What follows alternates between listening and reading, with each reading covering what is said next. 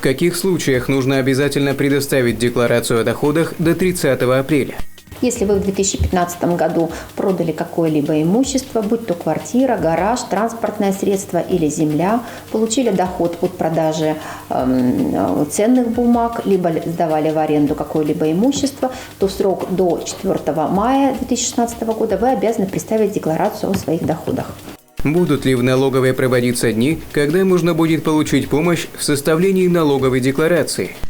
Уже неоднократно мы проводили такие дни открытых дверей, и в этом году 15 и 16 апреля мы проводим дни открытых дверей, посвященные декларационной кампании.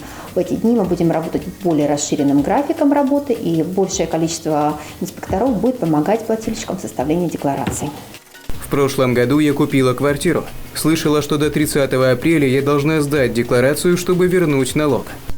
Для налогоплательщиков, которые представляют декларации в налоговый орган для получения имущественных или социальных налоговых вычетов, не существует ограничения в сдаче налоговых деклараций. То есть вы можете в течение всего 2016 года в любое удобное для вас время представить декларацию о доходах. То есть никаких ограничений в сроках здесь нету.